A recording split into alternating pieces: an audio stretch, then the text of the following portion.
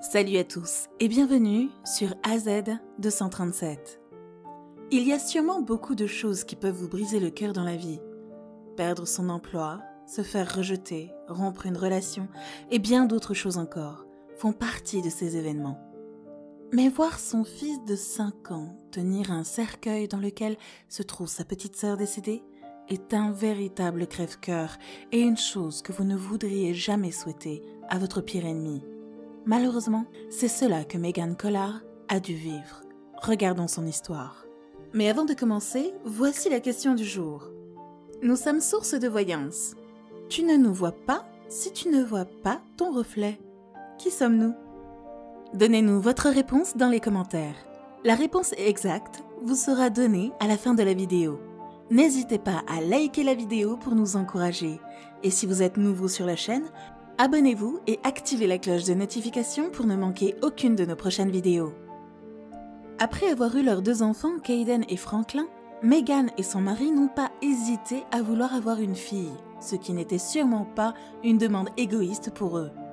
Megan souhaitait vraiment avoir une fille après avoir eu les garçons, et elle n'aurait pas pu rêver mieux lorsqu'elle a finalement accouché de son nouveau paquet de joie, Piper Winifred, le 19 juillet 2017. L'idée de l'avoir était quelque chose qui excitait vraiment Megan, car elle a anticipé ce moment dès qu'elle a su qu'elle attendait une fille.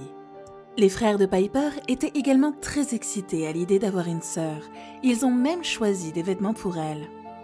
Tout semblait aller pour le mieux entre Piper et sa famille. Elle mangeait bien, dormait bien et faisait tout ce qu'on peut attendre d'un bébé. Tout à coup, les choses ont commencé à aller de travers en mai 2018. Elle vomissait de manière inhabituelle et avait des températures vraiment élevées, ce qui a vraiment dérangé ses parents. Ils n'ont pas perdu de temps pour la faire examiner et ce qui a d'abord été appelé une infection de l'oreille a ensuite été qualifié de virus.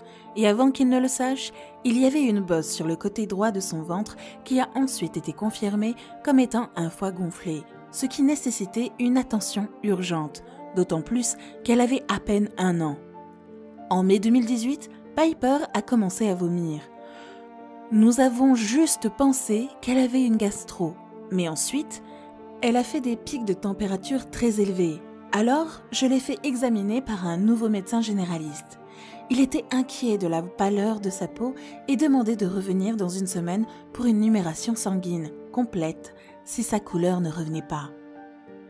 Il lui a prescrit des antibiotiques pour ce qu'il pensait être une infection de l'oreille. J'ai fini par l'emmener à l'hôpital quand sa température est devenue très élevée et on nous a demandé de rentrer.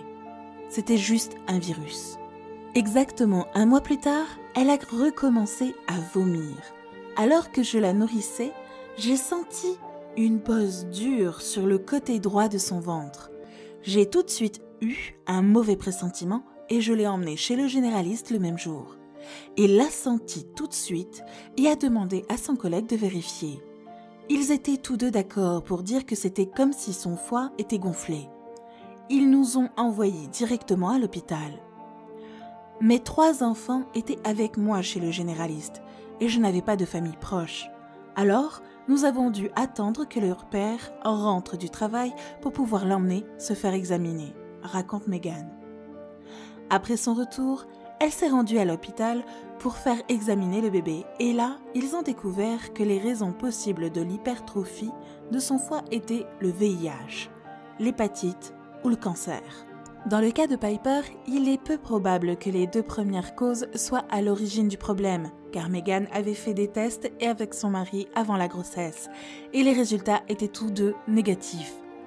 Dans ce cas, si quelque chose n'allait pas chez Piper, ce devait être un cancer, ce qui n'a pas plu à Megan, d'autant plus qu'elle était là à recevoir la nouvelle seule, tandis que son mari devait rester avec les garçons et essayer de continuer à travailler au milieu de tout cela.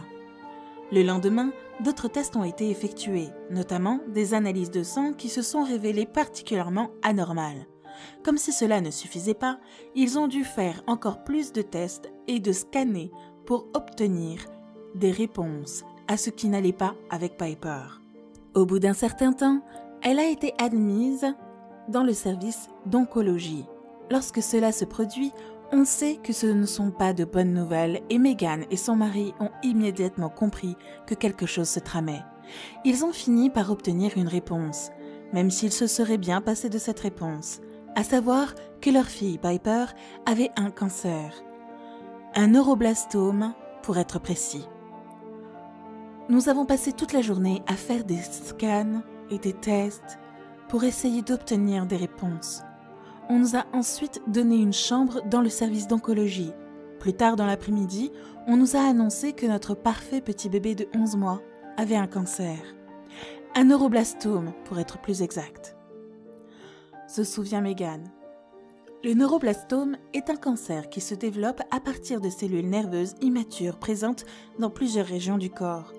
Il se trouve généralement dans les glandes surrénales et les enfants âgés de 5 ans ou moins sont les plus touchés par ce type de cancer. Le neuroblastome présente également l'un des taux de survie les plus faibles de tous les cancers pédiatriques et représente 15% de tous les décès dus au cancer chez les enfants. Avec de telles statistiques, la survie de Piper était certainement en jeu, d'autant plus que le cancer s'était propagé bien plus vite que prévu. Les scanners nous ont appris qu'elle était au stade 4, car le cancer s'était déjà propagé de la glande surrénale au foie, au ganglion lymphatique, à l'abdomen, à la cavité thoracique et aux ovaires. Ce que nous ne savions pas, c'est si elle présentait un risque élevé ou intermédiaire, ce qui déterminerait la quantité de traitement dont elle aurait besoin, se souvient Meghan. Après la découverte, d'autres tests ont été effectués et son cas a été étiqueté à haut risque. Pour un parent, c'était difficile à gérer pour Meghan et son mari qui ne connaissaient pas ce genre d'expérience ou de sentiments et n'avaient rien vu de tel lorsqu'ils ont eu leurs autres enfants. La chimiothérapie n'a pas tardé à commencer pour Piper et ce n'était pas le meilleur des traitements car elle a dû faire face à de graves effets secondaires qui ne sont vraiment pas idéaux pour les enfants. Après plusieurs cycles de chimiothérapie ainsi que d'autres traitements comme la chirurgie, la transplantation de cellules souches, la radiothérapie et l'immunothérapie, avec tout cela, il n'était bien sûr pas facile de s'occuper correctement des enfants et de travailler aussi. Et le couple a dû compter sur leur famille pour venir s'occuper des enfants pendant que son mari s'occupait du travail, afin qu'ils puissent maintenir un bon niveau de vie et avoir un toit au-dessus de leur tête. Meghan était donc à nouveau la seule personne à s'occuper de Piper, et c'était dévastateur de voir sa fille, qu'elle avait désespérément désiré, se battre avec tant de douleur, alors qu'elle ne pouvait pas non plus faire des choses avec ses garçons. Vous ne voulez pas décevoir vos enfants ou traiter l'un d'entre eux comme plus important que l'autre. Mais à ce moment-là, le traitement de Piper était notre plus grande priorité, a déclaré Meghan.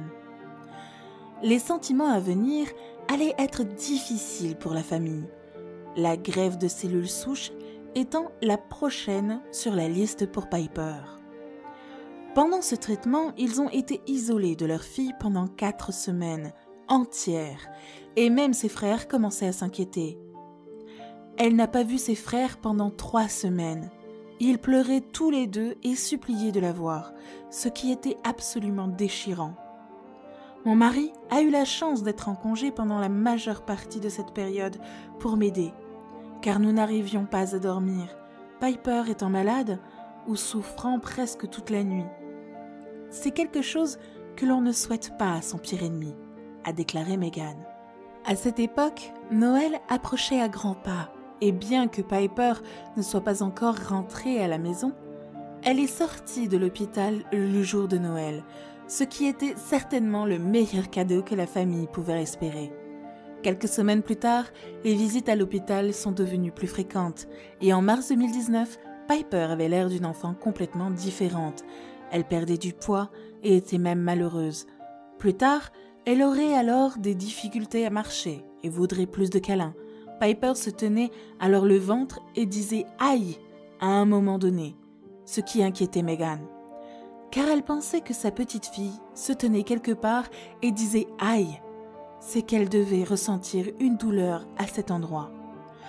Malheureusement, les appels qu'elle a lancés au médecin pour qu'il examine Piper ont été rejetés, et même dans ce cas, elle a pensé qu'elle réagissait d'une manière excessive à cause d'un autre cas qui s'était produit dans le service.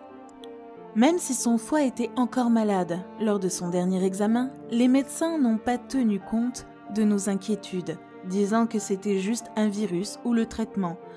Mais pour une enfant de moins de 2 ans, pointer un endroit précis et dire « aïe » à plusieurs reprises était tout simplement étrange. Un petit enfant qui avait l'âge de Piper est mort après une rechute parce que les médecins n'ont pas écouté sa mère. Alors j'ai pensé que j'étais peut-être en train de réagir de manière excessive et de penser au pire. Je faisais entièrement confiance à nos médecins, a déclaré Megan. Bien plus tard, le 8 juin, Piper a développé une énorme bosse sur son nombril. Et ils se sont rendus à l'hôpital où leurs pires craintes ont été confirmées. Les tumeurs de Piper s'étaient propagées. Megan était manifestement en colère, car elle s'était inquiétée de l'état de Piper et n'avait pas été écoutée. Le risque de rechute est de 50% pour les neuroblastomes à haut risque. J'ai commencé à rechercher toutes les options qui s'offraient à nous et nous avons décidé de nous rendre à l'étranger pour participer à des essais sur les rechutes de neuroblastomes. Malheureusement, nous avons appris que son foie était beaucoup trop endommagé et qu'elle ne serait acceptée dans aucun essai pour cette raison. Nous avons décidé de faire une chimiothérapie ici pour essayer d'éliminer certaines des tumeurs de son foie afin d'en améliorer la fonction pour qu'elle soit acceptée. Se souvient Megan. L'idée d'une chimiothérapie pour enlever une partie de la tumeur n'a pas fonctionné comme prévu et semblait empirer. L'hôpital les a alors renvoyés chez eux pour attendre de voir si la chimiothérapie fonctionnerait. C'est alors que Megan et son mari ont dû faire la chose la plus difficile qu'un parent ne devrait pas avoir à faire. Annoncer à leurs garçons, Caden et Franklin, que leur petite sœur était peut-être en route pour le paradis. Caden, qui avait maintenant 5 ans, a tout de suite dit que nous devions lui trouver un nouveau médecin ou lui préparer une soupe pour qu'elle aille mieux. Mais il a fini par comprendre que personne ne pourrait l'aider. C'est la chose la plus difficile que nous ayons eu à faire, raconte Megan. Après ce jour, les choses ne semblaient pas aller bien. Et le 20 juin 2019, Piper a commencé à vomir du sang et Megan a dû attirer l'attention de l'infirmière à domicile. Et avant qu'il ne sache ce qu'il se passait, son mari était à la maison pour dire ses derniers adieux à sa fille. Plus tard ce jour-là, Piper a rendu son dernier souffle et Megan n'a jamais pu oublier ce moment. Avec son mari, ils ont demandé à Caden et Franklin de lui faire leurs adieux. Puis, le salon funéraire est venu l'emmener. Nous avons ramené Caden à la maison et avons réveillé Franklin pour qu'il sorte du lit. Ils ont pu câliner leur petite sœur une dernière fois et leur dire au revoir. Les pompes funèbres sont venues la chercher juste après minuit. Voir sa petite fille être placée sur un lit métallique, stérile, à l'arrière d'une camionnette blanche, toute seule, est un véritable choc, a raconté Megan. Piper a été enterrée le 1er juillet, 18 jours seulement avant son 2e anniversaire. Et si cela a suffi à faire chavirer le cœur de Megan, voir son fils Caden, âgé de 5 ans, porter le cercueil de sa petite sœur lui a brisé le cœur encore plus, même si cela l'a aussi rendu fière. Quelle est votre opinion au sujet de cette histoire? Dites-le nous dans les commentaires. Et maintenant, la réponse à la question du jour. Les yeux, on ne peut les voir qu'avec un miroir. Bravo à tous ceux qui ont trouvé la bonne réponse. Nous voici arrivés au terme de cette vidéo. Merci de l'avoir regardée jusqu'à la fin. Surtout, n'oubliez pas de la liker et de partager autour de vous. À très bientôt sur AZ237.